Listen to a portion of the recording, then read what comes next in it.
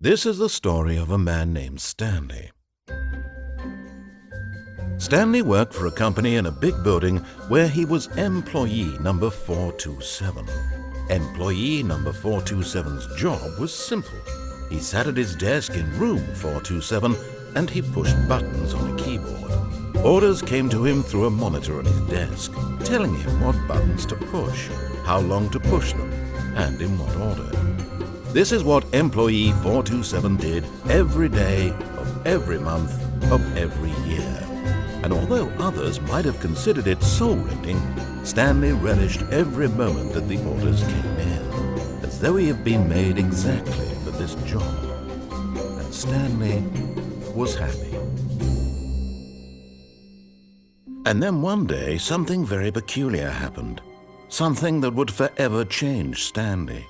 Something he would never quite forget. He had been at his desk for nearly an hour when he realized that not one single order had arrived on the monitor for him to follow. No one had showed up to give him instructions, call a meeting, or even say hi. Never in all his years at the company had this happened, this complete isolation. Something was very clearly wrong. Shocked, frozen solid, Stanley found himself unable to move for the longest time. But as he came to his wits and regained his senses, he got up from his desk and stepped out of his office. All of his co-workers were gone. What could it mean? Stanley decided to go to the meeting room. Perhaps he had simply missed a memo. No matter how hard Stanley looked, he couldn't find a trace of his co-workers. When Stanley came to a set of two open doors, he entered the door on his left.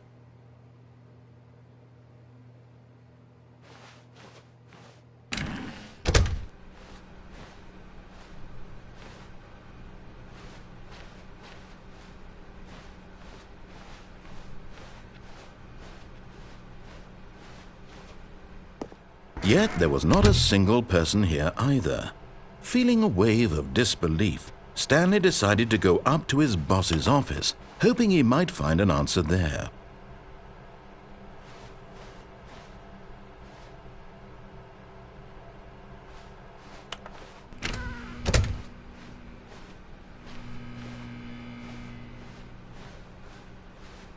Coming to a staircase, Stanley walked upstairs to his boss's office.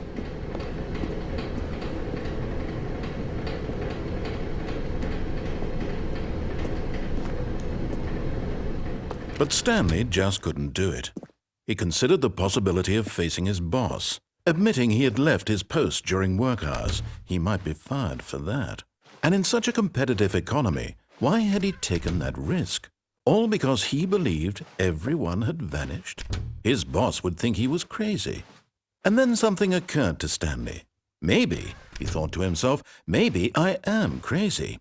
All of my co-workers blinking mysteriously out of existence in a single moment for no reason at all? None of it made any logical sense. And as Stanley pondered this, he began to make other strange observations. For example, why couldn't he see his feet when he looked down? Why did doors close automatically behind him wherever he went? And for that matter, these rooms were starting to look pretty familiar. Were they simply repeating? No, Stanley said to himself, this is all too strange. This can't be real. And at last, he came to the conclusion that had been on the tip of his tongue. He just hadn't found the words for it. "I'm dreaming!" he yelled. "This is all a dream." Oh, what a relief Stanley felt to have finally found an answer, an explanation. His co-workers weren't actually gone. He wasn't going to lose his job. He wasn't crazy after all. And he thought to himself, I suppose I'll wake up soon. I'll have to go back to my boring real-life job pushing buttons. I may as well enjoy this while I'm still lucid. So he imagined himself flying and began to gently float above the ground. Then he imagined himself soaring through space on a magical starfield, and it too appeared. It was so much fun, and Stanley marveled that he had still not woken up. How was he remaining so lucid? And then perhaps the strangest question of them all entered Stanley's head. One he was amazed he hadn't asked himself sooner. Why is there a voice in my head dictating everything that I'm doing and thinking? Now the voice was describing itself being considered by Stanley, who found it particularly strange.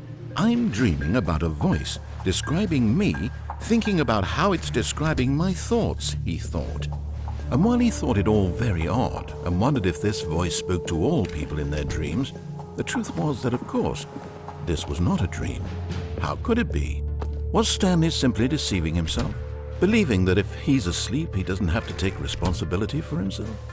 Stanley is as awake right now as he's ever been in his life. Now, hearing the voice speak these words was quite a shock to Stanley. After all, he knew for certain, beyond a doubt, that this was in fact a dream. Did the voice not see him float and make the magical stars just a moment ago? How else would the voice explain all that? This voice was a part of himself too. Surely, if he could just... He would prove it.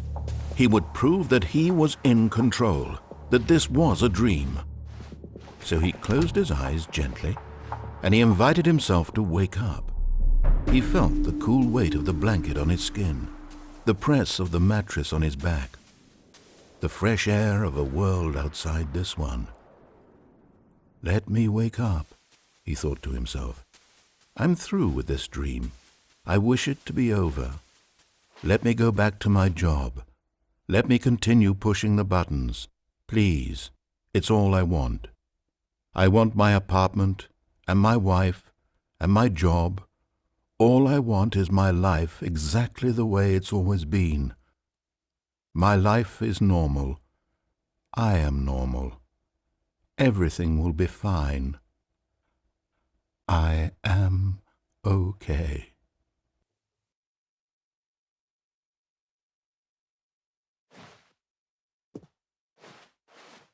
Stanley began screaming. Please, someone, wake me up. My name is Stanley.